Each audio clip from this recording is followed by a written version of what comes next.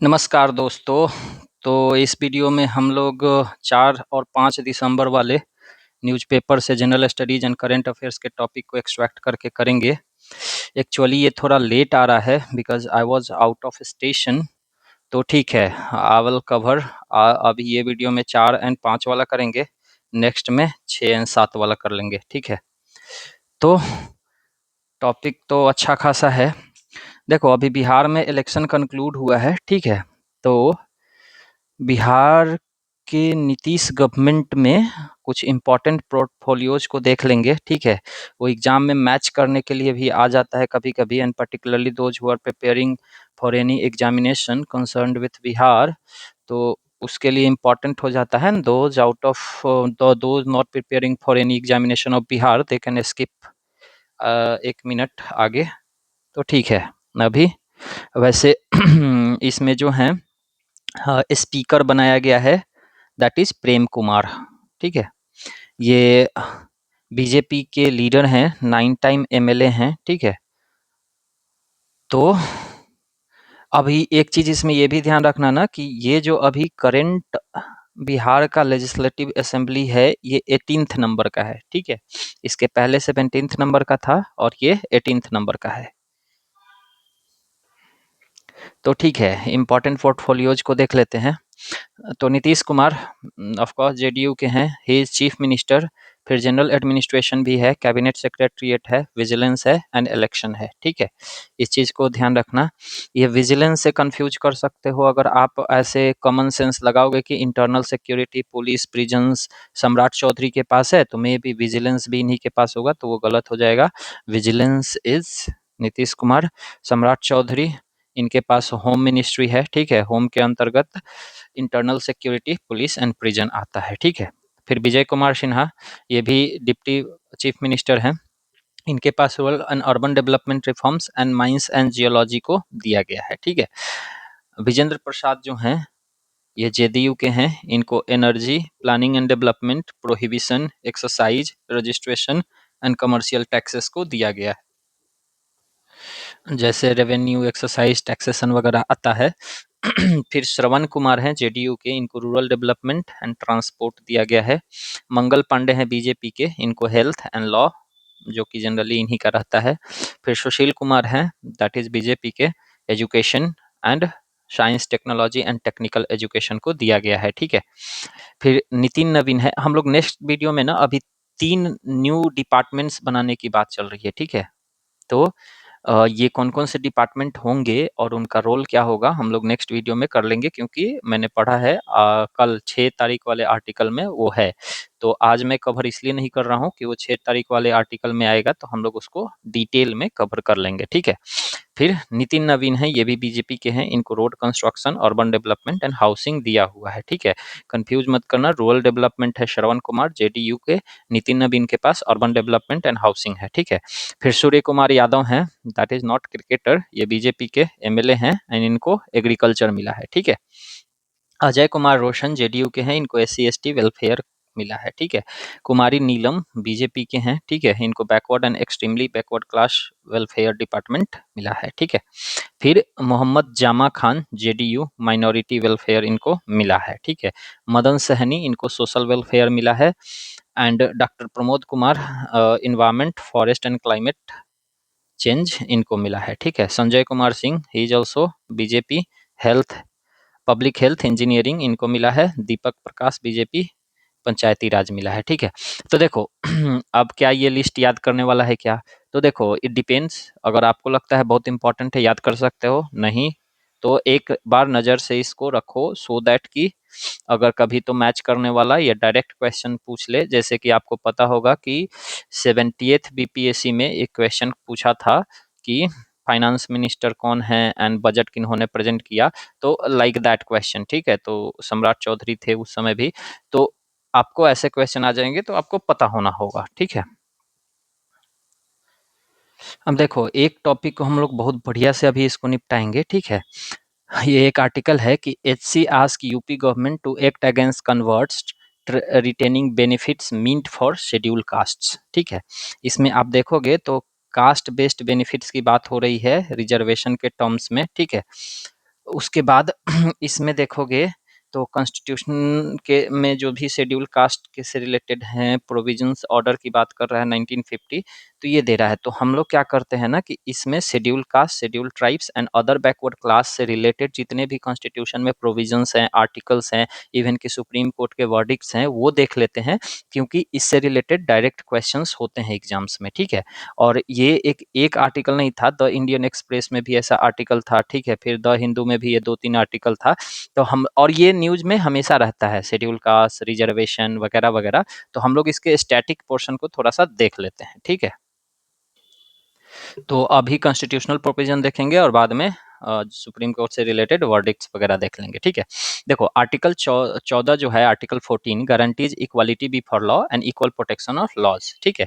ये basis framework हो गया, within which all reservation policies must satisfied reasonableness and non arbitrariness, ठीक है।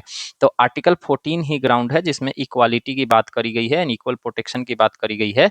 तो इसी के बेसिस पे मतलब रिजर्वेशन, मतलब बेसिकली वो क्या है ना कि आप जब जस्टिस करते हो, एक होता है ना कि इक्वालिटी, ठीक है, और एक होता है इक्विटी, ठीक है। तो आप इक्वालिटी इंश्योर नहीं कर सकते, इट्स ओके, बट इक्विटी कर सकते हो कि लेवल प्लेइंग फील्ड सबको दे सकते हो, सो दैट कि सब इक्वल लाइफ में आगे बढ़ सकें, इक्वल ड्रीम को अचीव कर सकें, या फिर इक्वल बेनिफिट्स पा सकें, ठीक है। तो फॉर दैट इट इज, फिर आर्टिकल 15 देखोगे तो प्रोहिबिशन ऑफ डिस्क्रिमिनेशन, ठीक है, और इसमें स्पेशल प्रोविजंस फॉर एजुकेशन भी दिए गए हैं। जैसे 15(1) देखोगे तो कहता है state shall not discriminate on grounds only of, क्या क्या ग्राउंड है, तो रिलीजन है, रेस है, कास्ट है, सेक्स है, प्लेस ऑफ बर्थ है, ठीक है। 15(2) में देखोगे तो no restriction on access to shops, public restaurants, wells, tanks, roads etc on above ground. इस ग्राउंड के बेसिस पे इन चीजों के एक्सेस पे रेस्ट्रिक्शंस नहीं लगाया जा सकता है किसी के द्वारा, पर्टिकुलरली स्टेट। और आर्टिकल 12 में स्टेट का डेफिनेशन दिया हुआ है, जिसमें जो कि हम लोग पिछले वीडियोज में इसको ठीक से करे हैं, मतलब उसी में गवर्नमेंट एंटिटीज आता है, म्यूनिसिपालिटीज आता है, पंचायत आता है, फिर गवर्नमेंट फंडेड इंस्टीट्यूशंस आते हैं, वगैरह वगैरह, ठीक है। 15(3) में देखोगे तो state can make special provisions for women and children, ठीक है। तो वुमेन एंड चिल्ड्रन, अब इसके लिए रिजर्वेशन देखोगे तो बिहार में जैसे है वुमेन के लिए 35% वर्टिकल रिजर्वेशन, तो ये सब चीजें, ठीक है।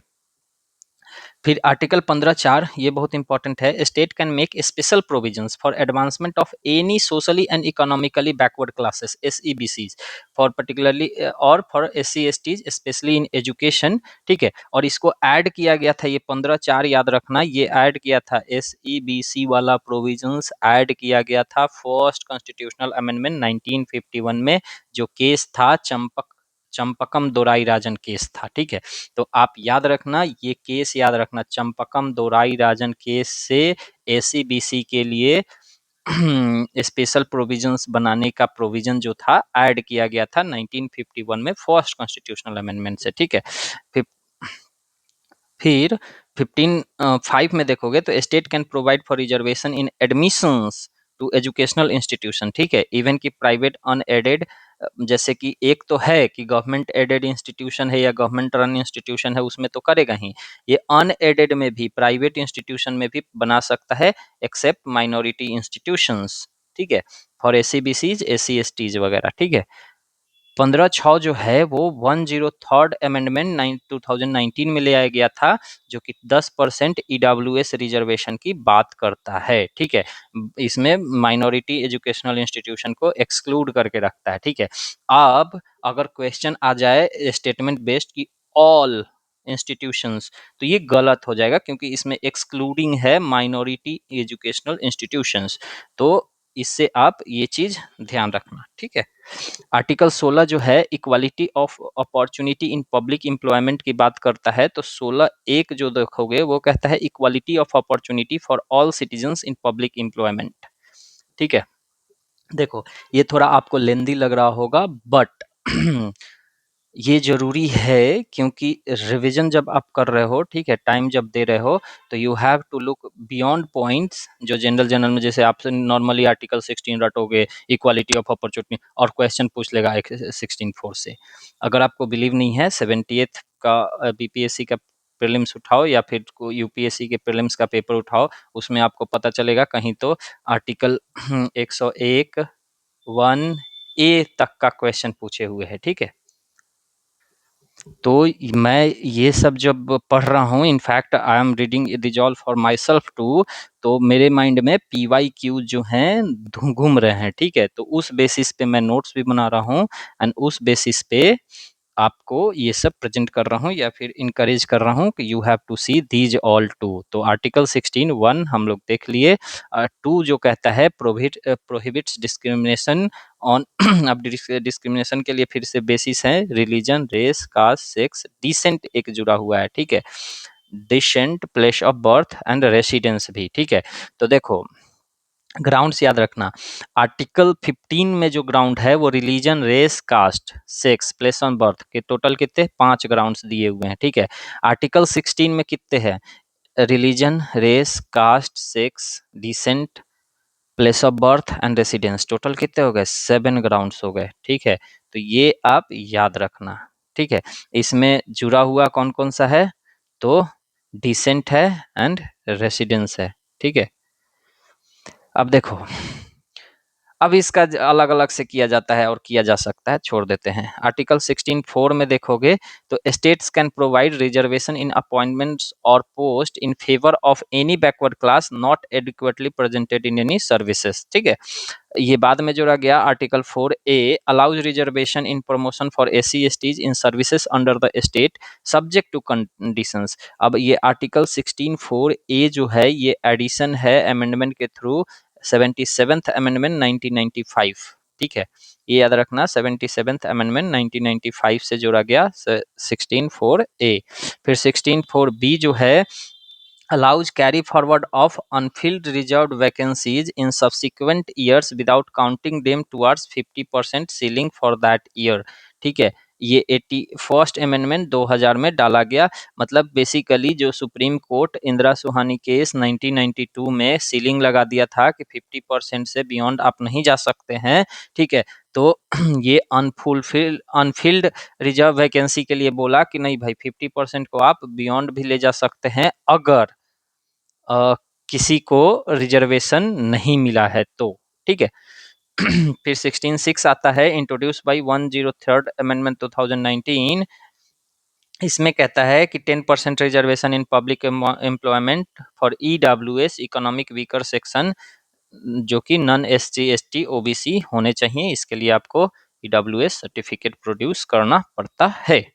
अब देखो आर्टिकल 17 जो है ये एबोलिशन ऑफ अनटचेबिलिटी की बात करता है and prohibition of its practice in any form offences punishable by law, ठीक है।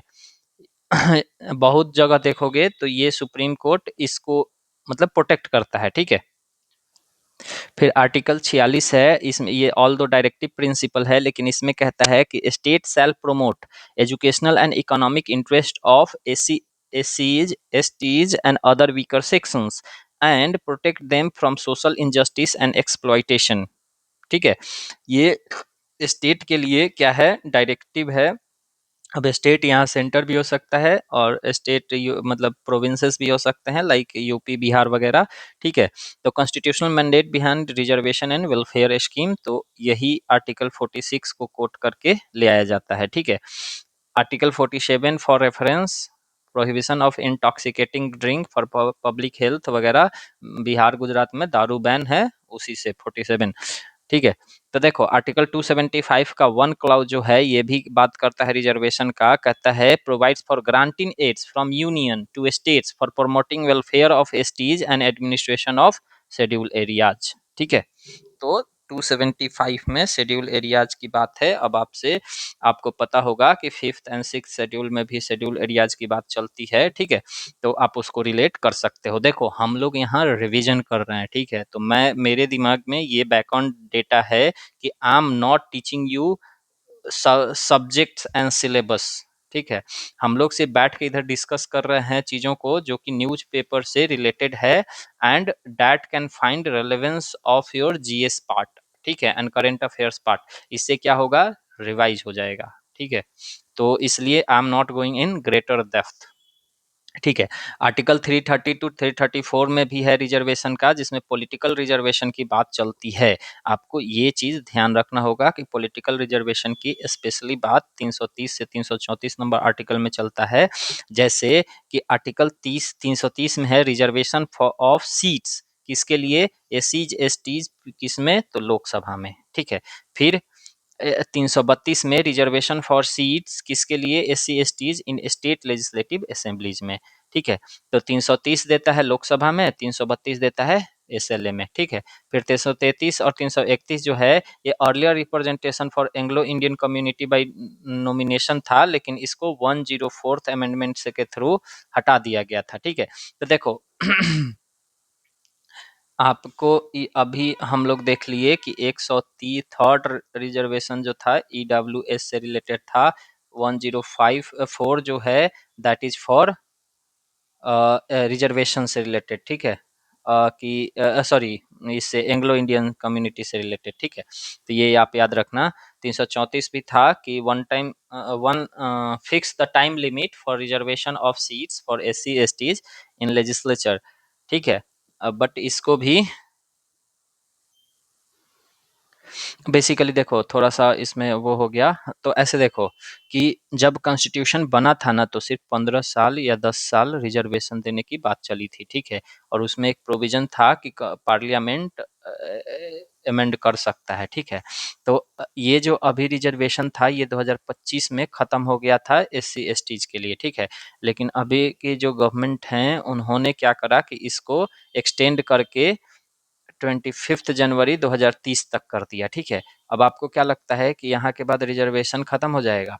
तो बेसिकली नहीं। ठीक है। ये दूसरी गवर्नमेंट आएगी, फिर या फिर जो भी रहे वो फिर से नया डेट तक एक्सटेंड कर देगी। ठीक है। तो आपको याद रखना है कि ये जो 2025 तक का रिजर्वेशन था, उसको एक्सटेंड करके 2030 तक किया गया है। कौन से अमेंडमेंट से? तो 104th अमेंडमेंट से। ठीक है। अब देखो आर्टिकल 335 है, क्लेम्स की बात करता है एससी एसटीज की सर्विसेज में। Requires that claims of SC ST members to be taken in consideration in appointments while maintaining efficiency of administration. ठीक है। अब ठीक है, मतलब आप जब ऐसा कहा जाता है कि एससी एसटीज को मतलब जनरली कट ऑफ जा रहा है जब 700। ठीक है। तो आप जब 400 पे ले रहे हो, तो ये तो फिक्स है ना कि आप 700 वालों से और मतलब इनका कंपेयर नहीं किया जा सकता है। ठीक है। तो इससे एफिशिएंसी पे फर्क तो पड़ेगा, नो डाउट। ठीक है।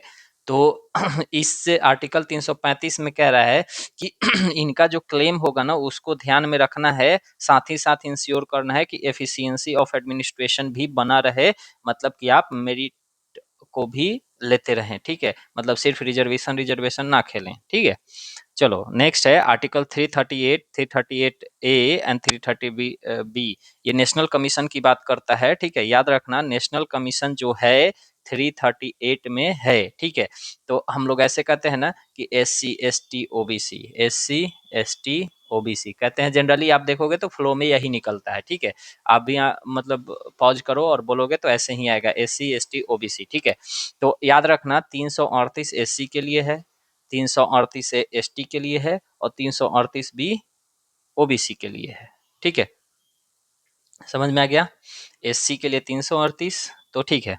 तो देखो 338 में national commission for schedule caste आ गया, 338 में national commission for schedule tribe, 338 B में national commission for backward caste है।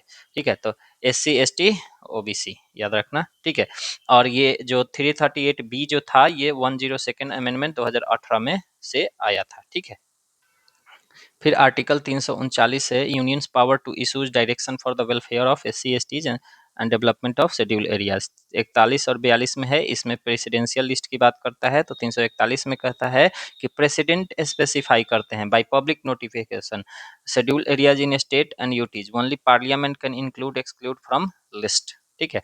तो इसमें ध्यान रखना कि इसमें एक एक्सेप्शन भी है कि पार्लियामेंट के एक्सक्लूड कर सकता है, मतलब कि कहते नहीं है, डिस्क्रिशनरी पावर नहीं है। 342 में शेड्यूल ट्राइब से रिलेटेड सिमिलर प्रोविजंस है। तो याद रखना कि शेड्यूल कास्ट या शेड्यूल ट्राइब्स को इंक्लूड करना है या एक्सक्लूड करना है, ये प्रेसिडेंट उसका लिस्ट निकालते हैं। कौन निकालते हैं? प्रेसिडेंट। पार्लियामेंट निकालता है क्या? नहीं। पार्लियामेंट क्या कर सकता है? अमेंडमेंट कर सकता है, एक्सक्लूड इंक्लूड कर सकता है। ठीक है।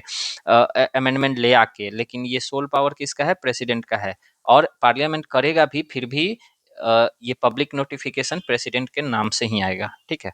फिर बाद में जोड़ा गया 105 अमेंडमेंट से 342 ए सेंट्रल लिस्ट फॉर SEBC या OPC inserted by one, sorry मैंने 1/5 बोल दिया था क्या, नहीं ठीक है, 102 102, ठीक है, 102nd Amendment 2018 empowers president to notify central list of socially and economically backward classes, ठीक है। पार्लियामेंट इसको अमेंड कर सकता है। State remain power to maintain their on SEBC list, हाँ ये वाला की मैं बात कर रहा था, ठीक है। स्टेट को पावर दिया गया कि वो लोग अपना SEBC का लिस्ट रख सकते हैं 105वें अमेंडमेंट 2021 को, ठीक है। फिर आर्टिकल 340 को देखोगे तो प्रेसिडेंट को इंपावर करता है कि appoint a commission to investigate the conditions for backward classes and recommend steps, ठीक है। और ये काका केलकर कमीशन के बेसिस पे ये कहा ले आया गया, ठीक है, मंडल कमीशन के बेसिस पे, ठीक है। तो आपको यहाँ भी ध्यान रखना है कि Kaka Kelkar commission and Mandal commission both are related to backward classes. फिर आर्टिकल 164 वन प्रोविजन की बात करता है। आपको अब इससे समझ में आ गया होगा कि आर्टिकल 164 है मतलब ये गवर्नर एंड स्टेट से रिलेटेड होगा, ठीक है। National commission for schedule caste in Bihar, Jharkhand, Madhya Pradesh, Odisha, there shall be a minister in charge for tribal welfare, ठीक है। 164 स्टेट्स की है। तो ट्राइबल वेलफेयर के लिए इनमें रखना होगा। वैसे बिहार को हटा दिया गया था, ठीक है, क्योंकि बिहार में से जब झारखंड अलग हुआ था तो हटा दिया गया, ठीक है। मतलब बाद में हटाया गया, इधर आके आई थिंक कि 2015 के आसपास हटाया गया, तो ठीक है। हैंडल SC ST, ठीक है। आर्टिकल 325 देखोगे तो provide for one general electoral roll, no provisions be ineligible for inclusion in electoral roll on the ground of religion, race, caste, sex and the separate electorates based on caste. तो ये 325 जो है election commission से related है, आपको पता होगा। 324 setup की बात करता है, फिर सुपरिंटेंडेंस, कंट्रोल, कोऑर्डिनेशन इलेक्शन के लिए सुप्रीम ये इलेक्शन कमीशन ऑफ इंडिया को पावर देता है, ठीक है। तो इसी में 325 जो है इसमें कहता है कि आप इलेक्टोरल रोल में किसी को रिलीजन, रेस, कास्ट, सेक्स के बेसिस पे एक्सक्लूड नहीं कर सकते हो, ठीक है। फिर है, अब हम लोग इसमें देखेंगे कि लैंडमार्क सुप्रीम कोर्ट जजमेंट्स। देखो वैसे तो ये लिस्ट बड़ा है, दिख रहा है, बट हम लोग क्या करेंगे, इसको सिर्फ थोड़ा सा शॉर्ट शॉर्ट में देख लेंगे, ठीक है, सो दैट कि वो केस एंड जजमेंट याद रहे। देखो state of Madras and Champak Rajan Dorairajan जो केस, चंपकम दोराई राजन जो केस था 1951 में, ये हम लोग देख लिए हैं कि struck down caste based communal representation in Madras held it violated article 29(2) and equality provisions, ठीक है। Led to first constitutional amendment and inserted 15(4) enabling special provisions for, ठीक है। MR Balaji versus state of Mysore 1923 में आया था, ठीक है।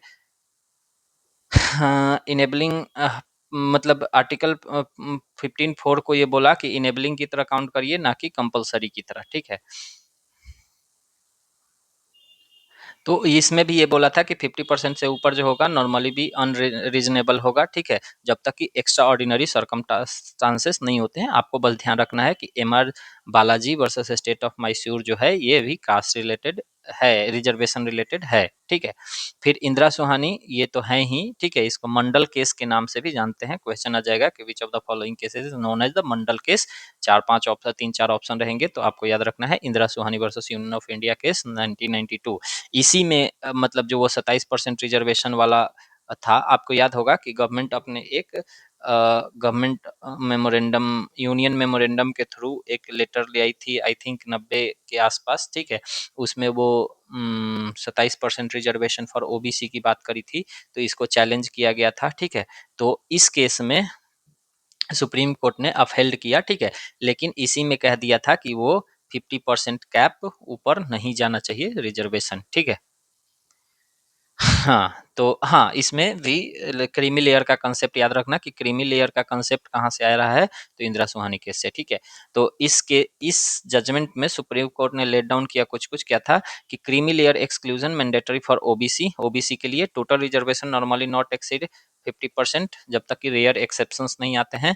No reservation in promotion under article 16(4) और introduce concept of backward class based in social and educational criteria, ठीक है। अब देखो फिर है RK सबरवाल केस, ठीक है, Sabharwal case versus state of Punjab.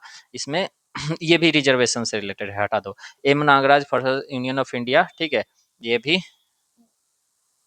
ठीक है, इसमें कुछ वैसा है नहीं, ठीक है।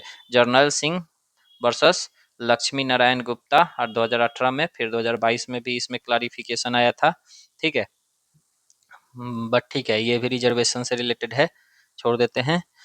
अगर आपको पढ़ना होगा वीडियो पॉज करो पढ़ लो, अदरवाइज हमारा जो टेलीग्राम चैनल है @ सर्च करोगे जाके एग्जाम अफेयर्स दोस्त, उसमें आपको ये पीडीएफ मिल जाएगा, तो आपको डिटेल में पढ़ना होगा, you can go through. Jayashree Laxman Rao Patil versus chief minister Maharashtra में, ये भी मतलब महाराष्ट्र का जो एक्ट था उसको वो किया था। जनहित अभियान versus union of India, EWS case कहते हैं, याद रखना, ये मेंस में भी लिखते हैं कि जनहित अभियान versus union of India case में ये बोला था कि ये जो ईडब्ल्यूएस रिजर्वेशन है ये वैलिड है, ठीक है। और इकोनॉमिक क्राइटेरिया जो एलोन है, मतलब सिर्फ इकोनॉमिक क्राइटेरिया, इसको यूज किया जा सकता है रिजर्वेशन के लिए, ठीक है।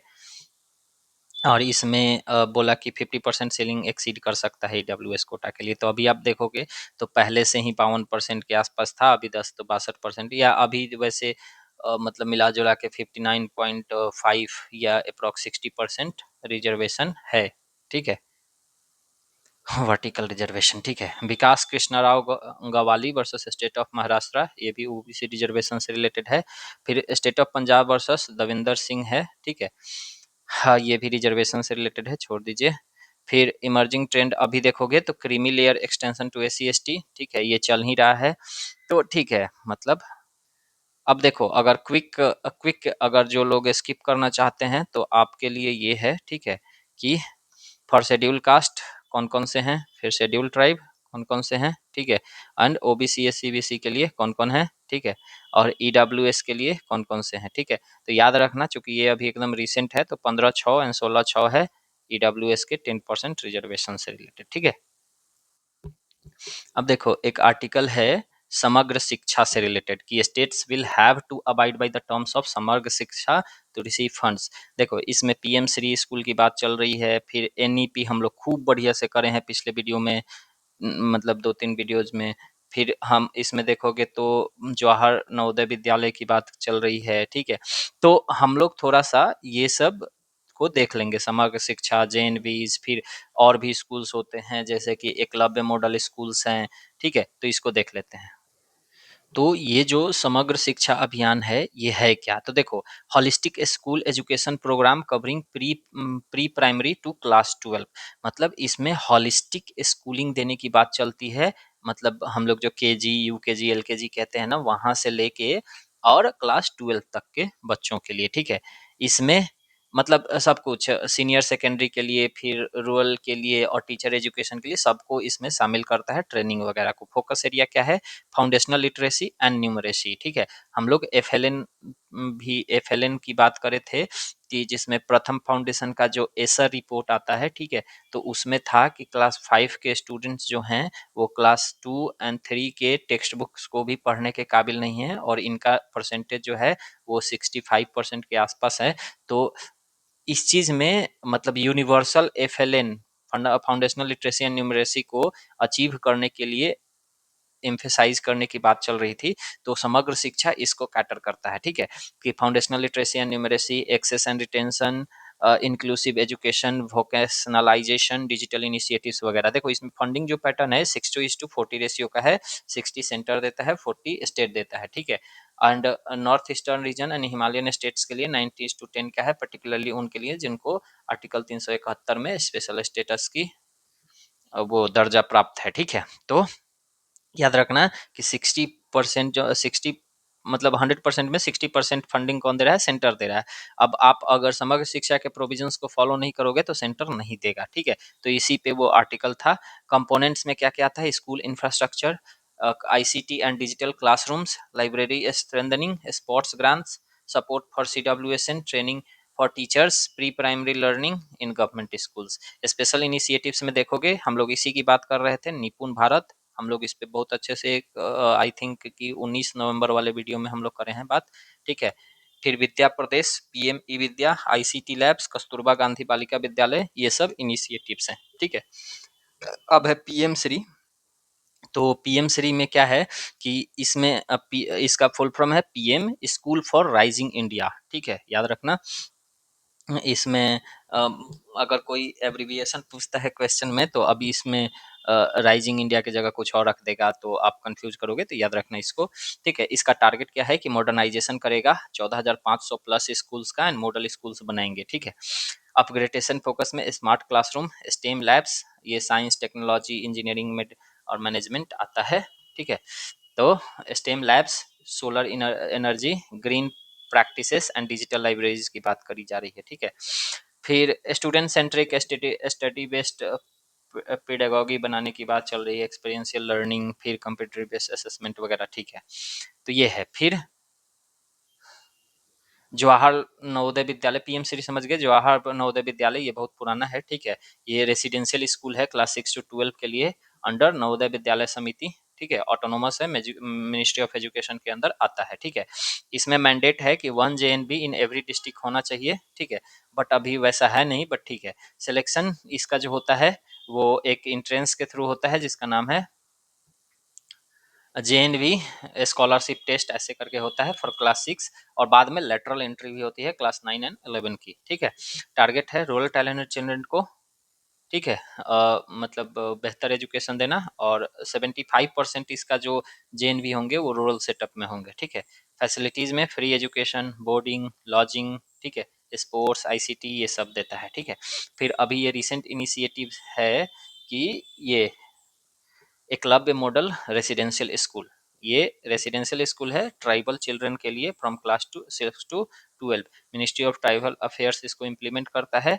ये कहता है कि वन मॉडल स्कूल होना चाहिए पर ट्राइबल ब्लॉक, ठीक है, पर्टिकुलरली कहाँ, जहाँ 50% से ज़्यादा ST पॉपुलेशन है, ठीक है, एंड 20,000 से ज़्यादा ST पर्सनस रहते हैं जहाँ, ठीक है। इंफ्रास्ट्रक्चर में इसमें एकेडमिक ब्लॉक होता है, hostels, sports complex, staff quarters होते हैं, ठीक है। ST कल्चर पे फोकस करता है, स्पोर्ट्स, स्टेम वगैरह पे बात करता है। 2018 के रिफॉर्म्स के बाद इसका फास्ट एक्सपेंशन हो रहा है, बाद बाकी ठीक है। कुछ और भी सेंट्रल स्कूल इनिशिएटिव्स हैं, जैसे कस्तूरबा गांधी बालिका विद्यालय, ये residential schooling for girls for disadvantage group class 6 to 12, आप भी अपने एरिया में देखो होगे तो ऐसा विद्यालय होगा। फिर मॉडल डिग्री कॉलेजेस हैं, ठीक है। हाँ, ये हायर एजुकेशन देता है। फिर national means cum merit scholarship, ये सपोर्ट करता है क्लास 9 से 12 फॉर इकोनॉमिकली वीकर स्टूडेंट्स, ठीक है। बाद बाकी यही चीज़ है क्विक रिकैप के लिए। हाँ, एक एंथ्रोपोलॉजिकल सर्वे ऑफ इंडिया की बात चल रही है, ठीक है, तो उसमें भी SC STs की बात चल रही थी, तो थोड़ा रिकैप आप देख सकते हो, बाद बाकी ठीक है। ये जो ANSI है, एक ASI होता है आर्कियोलॉजिकल सर्वे ऑफ इंडिया, ये ANSI है, ठीक है, एंथ्रोपोलॉजिकल सर्वे ऑफ इंडिया। तो ये FX रिसर्च ऑर्गेनाइजेशन है for biological, socio cultural and linguistic anthropology. अब एंथ्रोपोलॉजी आपको समझ होगा कि ह्यूमन के इवोल्यूशन, बायोलॉजिकल इवोल्यूशन का स्टडी करता है, ठीक है।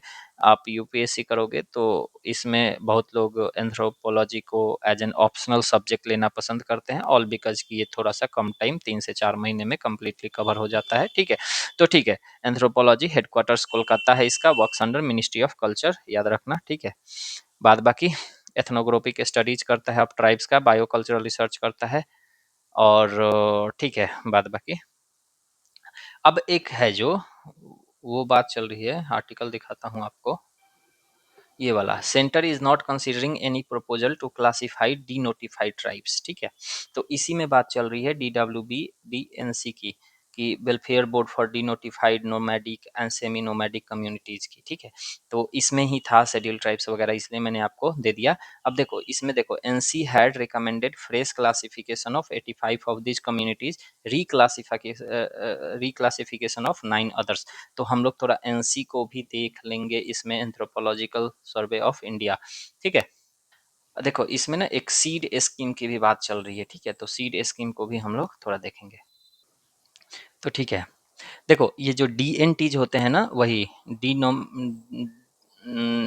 डिनोटिफाइड नोमैडिक ट्राइब्स, तो ये कम्युनिटीज हैं denotified after repeal of communal tribe act, criminal tribes act 1952, ठीक है। देखो ब्रिटिशर्स क्या करे थे ना कि 1860s के अराउंड, ठीक है, और थोड़ा लेट से भी इन्होंने फॉरेस्ट एक्ट ले आया था, ठीक है।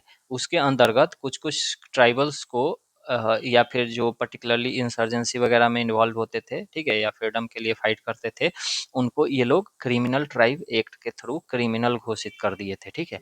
1952 में इसको एबॉलिश कर दिया गया था, तो उसमें ही डीनोटिफाइड की बात करी गई थी, जिसको नोटिफिकेशन में नहीं रखा गया है। फिर नोमैडिक ट्राइब होते हैं कम्युनिटीज प्रैक्टिसिंग सीजनल या कंटिन्यूअस मोबिलिटी फॉर लाइवलीहुड, ठीक है। सेमी नोमैटिक, जैसे आपको भोटिया ट्राइब के बारे में पता होगा, ठीक है। ये भोटिया ट्राइब हिमालयन रीजन में है। तो ये क्या करता है कि गर्मी के दिनों में ऊपर में रहता है, मतलब पहाड़ी इलाकों में इधर, और इधर अपना ग्रेजिंग कराता है। जब ठंडी आता है ना, तो यहाँ से छोड़ के ये प्लेन वाले रीजन में आ जाता है, ठीक है, फुट हिल्स में। और पूरे ठंडी यहाँ रहेगा ये लोग, फिर अपना गर्मी के दिन में लौट जाएगा। तो ऐसे, ठीक है। Group shifting between settled and nomadic livelihood, तो सेमी नोमैडिक। अब इनके लिए एक बोर्ड बनी है, ठीक है, डेवलपमेंट बोर्ड। तो ये ministry of social justice and empowerment के अंदर आता है, ठीक है। और यही identification, welfare scheme, policy coordination वगैरह करता है। अब देखो, एक है आइडेट कमीशन आया था, याद रखना, इसी के बेसिस पे ये वेलफेयर वो बनाई गई थी, बोर्ड बनाई गई थी। आइडेट कमीशन 2018 में आई थी, ठीक है। अब इसमें इशूज हैं कुछ कुछ, जैसे लैक ऑफ डॉक्यूमेंटेशन है, एक्सक्लूजन है वगैरह। अब देखो, सीड स्कीम है, तो सीड स्कीम का फुल फॉर्म क्या है? Scheme for economic empowerment of DNTs. शायद ये आप नहीं जानते होंगे, लेकिन आप जान लो, ठीक है। Scheme for economic empowerment of DNTs, seed scheme. इसको ministry of social justice and empowerment ने लॉन्च करा था। 4 कंपोनेंट्स हैं, फ्री कोचिंग, ठीक है, फॉर कॉम्पिटिटिव एग्जाम्स। तो आपको मतलब पता होगा कि यूपीएससी के लिए भी फ्री कोचिंग दी जाती है, ठीक है। हेल्थ इंश्योरेंस अंडर पीएम जय, ठीक है। Livelihood and skill development, housing support PM Awas Yojana के अंतर्गत ऑनलाइन पोर्टल के थ्रू इम्प्लीमेंट किया जाता है, वगैरह वगैरह, ठीक है। देखो, अब इसमें ना एक एक्सप्रेस में आर्टिकल था कि वाई साइक्लोन दितवा काउज्ड, ये सब हम लोग पिछले वीडियोज में बहुत अच्छे से कर चुके हैं। इवन कि हम लोग 2025 में जितने भी साइक्लोन्स आए हैं उन सबका लिस्ट देखे हैं और सब कुछ कर चुके हैं। तो ये आर्टिकल था कि why cyclone Ditwah caused large scale damage in Sri Lanka, ठीक है। आप इसका मैप देखोगे तो यहाँ ओरिजिनेट हुआ, यहाँ से चलते चलते ये पूरा जो ईस्टर्न रीजन है श्रीलंका का, इसको डैमेज करते हुए, और यहाँ आपको मतलब पता होगा कि ये 1000 से ज़्यादा लाइफ्स को काउज कर चुका है इधर पे, ठीक है, मतलब डेथ। तो ठीक है, तो इसमें ही था कि साइक्लोन के बारे में थोड़ा सा दिया हुआ था, ठीक है, कि कोरियोलिस फोर्स होता है, फिर ये क्या होता है, साइक्लोन स्ट्रॉन्गर कब हो जाते हैं, वगैरह वगैरह, ठीक है। फिर इंटर ट्रॉपिकल कन्वर्जेंस जोन, फिर नीचे कहीं कहीं से वो रोअरिंग फोर्टीज वगैरह की बात करी गई थी। तो हम लोग इसको थोड़ा सा ना देख लेते हैं ठीक से, हार्टले फेरल सेल वगैरह वगैरह, ठीक है। तो देखो, atmospheric circulation and cyclone essentials हम लोग देख लेते हैं, थोड़ा इसमें जियोग्राफी का रिवीजन हो जाएगा। तो सबसे पहले इंटर ट्रॉपिकल कन्वर्जेंस जोन, ठीक है। देखो, आप जियोग्राफी में ये सब पढ़े होंगे कि ठीक है, ये इक्वेटर होता है, यहाँ से विंड चलती है जो नॉर्दर्न में राइट डायरेक्शन में घूमती है, इसमें लेफ्ट में घूमती है। तो ये सब चीज़ आप सब पढ़े होंगे, ठीक है। थोड़ा सा हम लोग बस रिविजन कर लेते हैं इधर, ठीक है, कि कोई पॉइंट अगर छूट रहा हो तो इंटरट्रॉपिकल कन्वर्जेंस जोन जो होता है, लो प्रेशर बेल्ट होता है near equator, where trade winds converge करते हैं, ठीक है। ये वाला जो होता है ना, ये, तो ये ट्रेड विंड्स आके यहाँ कन्वर्ज करते हैं। और ये ऐसे क्यों घूम रहे हैं? कोरियोलिस फोर्स के वजह से, ये सब आपको पता होगा। तो माइग्रेट्स नॉर्थ इन समर, ठीक है, याद रखना कि समर में नॉर्थ की तरफ ये ITCZ मुड़ जाता है ओवर इंडिया, ठीक है। मानसून ट्रॉ बनाता है एंड साउथ इन विंटर। 2 चीज़ याद रखना, नॉर्दर्न हेमिस्फीयर में ये राइट घूमता है, ठीक है, और ये सॉरी समर में नॉर्थ घूमता है, ठीक है, एंड विंटर में साउथ घूमता है, ठीक है। अपोजिट है समर साउथ, ठीक है, तो अपोजिट है, साउथ विंटर में होगा, समर में नॉर्थ होगा। Strong convectional and thunderstorm, heavy rainfall होता है and crucial trigger for monsoon onset and cyclogenesis conditions. फिर एक ट्रेड विंड्स होती है, ठीक है, blow from sub tropical highs 30 degree north या साउथ, जैसे ये है। तो यहाँ जो 30 डिग्री होता है इधर इधर, तो इधर से जो हवाएं चलती हैं इसी को हम लोग ट्रेड विंड्स कह रहे हैं, ठीक है।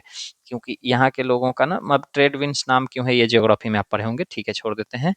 Not towards equatorial low. अब देखो इक्वेटोरियल लो क्यों पड़ रहा है, यहाँ बहुत गर्मी पड़ता है, ठीक है, एयर ठंडा होता है, मतलब हल्का होता है, राइज करता है, ठीक है, तो यहाँ लो प्रेशर बन जाता है। ये सब भी जियोग्राफी का कंसेप्ट है, आप पढ़े होंगे। North east trades in northern hemisphere and south east trade in southern hemisphere, ऊपर हम लोग देख लिए। डिफ्लेटेड बाई कोरियोलिसिस फोर्स, ये आपको पता होगा कोरियोलिसिस फोर्स क्या है। Maintain persistent easterly flow, easterly भी पता होगा। Primary driver of tropical cyclone strengthening, तो ये सबको ट्रेड विंड्स हो गया। फिर इसमें वेस्टर्लीज होते हैं, ईस्टर्लीज होते हैं, ठीक है। तो प्रिवेल बिटवीन वेस्टर्लीज याद रखना कहाँ से कहाँ तक होता है, ठीक है।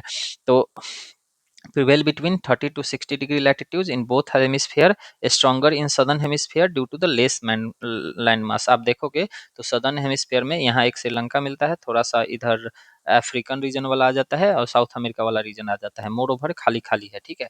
जबकि इसमें देखोगे तो मेजर मेजर कंटिनेंट है, भरा भरा है, वाटर बॉडीज कम है, तो इसलिए वेस्टर्लीज जो होता है सदर्न हेमिस्फीयर में ज़्यादा स्ट्रांग होता है, ठीक है। Drive extra tropical cyclones, jet streams, mid latitude weather systems वगैरह को ये ड्राइव करता है।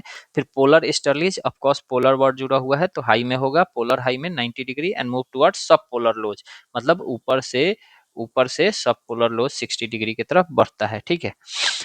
Interaction with westerlies form polar front, आप इसको फ्रंटोजेनेसिस चैप्टर आप पढ़े होंगे जियोग्राफी में, तो उसमें आप इसको पढ़े होंगे, ठीक है। फ्रंटोजेनेसिस 3 तरह का बनता है, a major zone of storm formation, और यहीं से स्टॉर्म फॉर्मेशन हो रहा है। फिर आप ऐसे जब पढ़े होंगे तो इस पे 3 सेल का पढ़े होंगे ऐसे, ठीक है। तो एक को कहते हैं Hadley cell, polar cell and Ferrel cell, ठीक है। तो आप ये हार्टले कहाँ होता है, इक्वेटर पे होता है, ठीक है।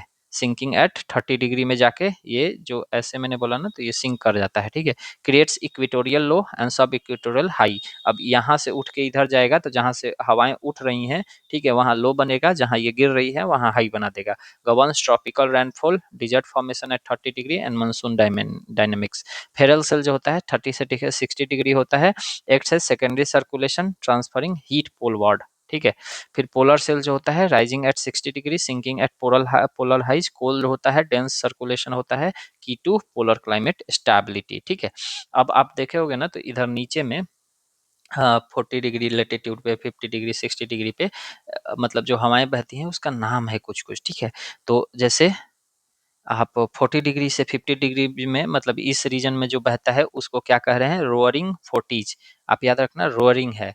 फ्यूरियस में 50 याद रखना, furious 50s and screaming 60s, ठीक है। तो 40 से 50 रोअरिंग, 50 से 60 फ्यूरियस एंड 60 टू 70 स्क्रीमिंग, ये भी पी बाई क्यू है तो याद रखना। Cause by minimal land mass, stronger pressure gradients, earth rotation वगैरह, critical for ocean circulation, wave energy and southern cyclogenesis, ठीक है। फिर इंडियन ओशन साइक्लोन में के बारे में कुछ क्विक फॉर्म फैक्ट्स देखोगे तो इसमें आ जाता है, जैसे कि साइक्लोन फॉर्मिंग जोन क्या है, बे ऑफ बंगाल ज़्यादा इसी में बनता है, फिर अरेबियन सी अभी इसमें बढ़ रहा है, ठीक है। प्री कंडीशंस क्या होता है, अब याद रखना साइक्लोन के लिए कुछ प्री कंडीशंस होते हैं, जैसे सी का सरफेस टेम्परेचर जो है ना लेस देन 26.5 डिग्री सेल्सियस होना चाहिए, ठीक है। लो वर्टिकल विंड शीर, कोरियोलिस फोर्स होना चाहिए, मोस्ट मिड ट्रोपोस्फियर होना चाहिए, ये टेम्परेचर याद रखना, ठीक है। सीजन्स जनरली अप्रैल से जून एंड अक्टूबर से दिसंबर में पीक करता है, ठीक है। बाद बाकी ठीक है। हाँ, governed by sub tropical ridge, ठीक है। और क्लासिफिकेशन इसको आईएमडी जो करता है, depression, deep depression, cyclonic storm, फिर severe, very severe, extremely severe and super cyclonic storm, ठीक है। अब देखो द हिंदू में 5 क्वेश्चंस दिए होते हैं, ठीक है, तो देख लेते हैं हम लोग। ये क्यूज होता है तो वो देता है, तो ठीक है, पता नहीं इससे भी क्वेश्चंस बन जाता है, तो देख लो। India ratified the UN convention on the rights of persons with disabilities on this day, तो ये कब करा था, अक्टूबर 2007 में करा था, डेट ईयर याद रख सकते हो। The number of categories of disabilities identified under rights of persons with disabilities act, तो कितने डिसेबिलिटीज को आइडेंटिफाई किया गया है, तो टोटल 21, ठीक है, याद रखना पूछ लेगा। The name of iconic civil disobedience event that took place on March 1919 in Washington DC, तो उसका नाम क्या था आइकॉनिक सिविल डिसोबीडियंस इवेंट का, कि द कैपिटल क्रॉल, ठीक है। चौथा है कि more I believe in my self my strength multiplies, my will power gives the confidence that I can do it. This is the one of the 3 points of oath of person with disability suggested by President of India, Dr. APJ Abdul Kalam. ठीक है. उसके बाद एक visual था तो छोड़ देते हैं. तो देखो ये हो गया अच्छा खासा. तो चूंकि ये 2 दिन का था तो ऑफ कोर्स थोड़ा सा लंबा हो जाएगा. तो अगला वीडियो में हम लोग 6 और 7 दिसंबर वाले न्यूज़पेपर से ये सब एक्सट्रैक्ट करके कर लेंगे. ठीक है. देखो अभी एमसीक्यूज नहीं आ रहा है, कारण है कि थोड़ा सा आई वाज बिजी. ठीक है, इन थिंग्स. क्योंकि आप देखो हम 3, 4, 5 और 6 और 7, क्योंकि आज मैं बना रहा हूँ दैट इज 7th. तो अब मुझे ये 4 दिन का न्यूज़पेपर, 4 दूना 8 न्यूज़पेपर पढ़ने हैं. ठीक है. एंड 7th वाला अभी ऊपर ही रहेगा. तो that is why I get little less time. तो ठीक है, मिलते हैं अगले वीडियो में. तब तक ध्यान रखिए. नमस्कार.